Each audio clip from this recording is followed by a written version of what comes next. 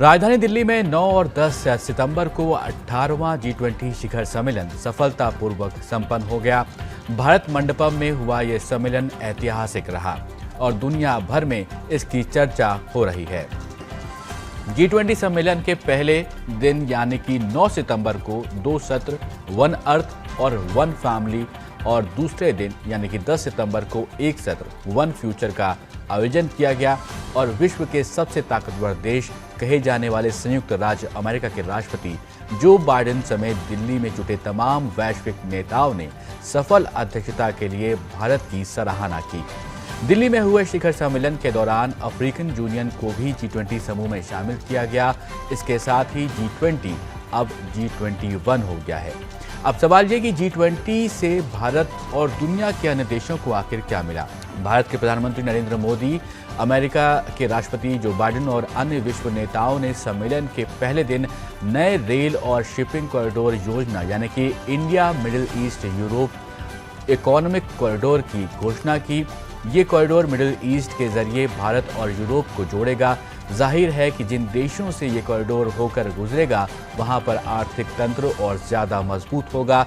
इसे चीन के अति महत्वपूर्ण BRI के मुकाबले के तौर पर देखा जा रहा है। वहीं पर G20 दिल्ली डिक्लेरेशन की भी बात सामने आई। भारत की कूटनीति का अंदाज़ा इस बात से लगाया जा सकता है कि G20 शिखर सम्मेलन में नई दिल्ली घोषणा पत्र को एक सुर में सर्वसम्मति से मंजूर किया गया। नई दिल्ली घोषणा पत्र में सदस्य देशों की क्षेत्रीय अखंडता व संप्रभुता बनाए रखने समेत अंतर्राष्ट्रीय मानवीय कानूनों, क्षेत्र में शांति और स्थिरता को रक्षा करना, अंतर्राष्ट्रीय कानून को बनाए रखना आदि शामिल किया गया। G20 शिखर सम्मेलन के मौके पर पीएम मोदी ने America, Singapore, Bangladesh, Italy, Brazil, Argentina, Mauritius और संयुक्त अरब अमीरात के नेताओं के साथ 9 सितंबर 2023 को नई दिल्ली में वैश्विक जैव ईंधन गठबंधन का भी शुभारंभ किया। यानी कि अंग्रेजी में कहा जाए तो ग्लोबल बायोफ्यूल अलायंस भी बनाया गया है और ग्लोबल बायोफ्यूल अलायंस यानी कि GBA भारत की एक पहल है। इस गठबंधन का इरादा प्रौद्योगिकी प्रगति को सुविधाजनक बनाने, टिकाऊ जैव ईंधन के उपयोग को तेज करने और जैव ईंधन के वैश्विक उत्थान में तेजी लाने का है।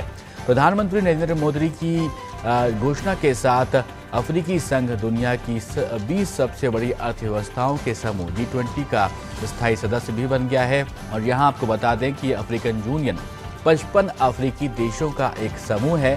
G20 से जुड़ने के बाद अफ्रीकन यूनियन के देश समूह आर्थिक और नीतिगत फैसलों से लाभान्वित होंगे। और इसके अलावा G20 सम्मेलन में कोरोना और रूस यूक्रेन युद्ध के बाद विश्व के तमाम देशों के बीच पनपे तनाव को कम करने की कोशिश भी की गई।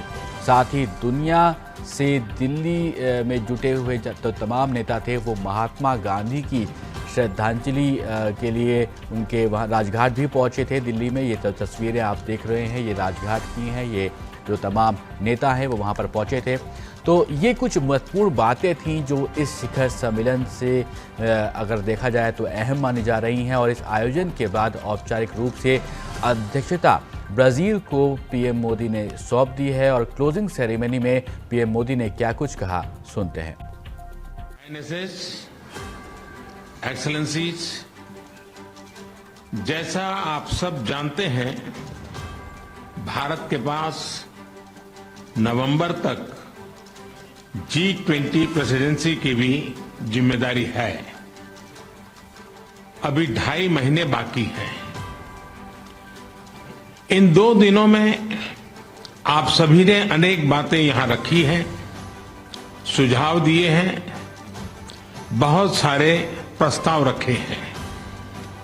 हमारी ये जिम्मेदारी है कि जो सुझाव आए हैं उनको भी एक बार फिर देखा जाए कि उनकी प्रगति में गति कैसे लाई जा सकती है।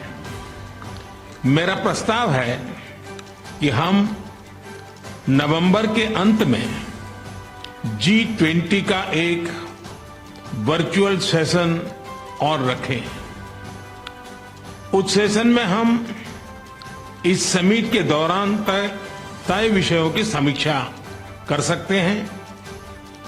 इन सब की डिटेल्स हमारी टीम आप सभी के साथ शेयर करेगी। मैं उम्मीद करता हूं कि आप सब इससे जुड़ेंगे।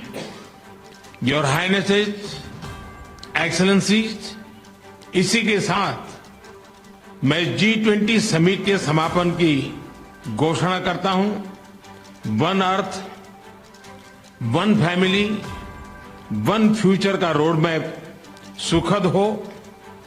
स्वस्ति अस्तु विश्वस्य, यानी संपूर्ण विश्व में आशा और शांति का संचार हो। 140 करोड़ भारतीयों की इसी मंगल कामना के साथ आप सभी का बहुत बहुत धन्यवाद। ब्यूरो रिपोर्ट, समृद्धि न्यूज।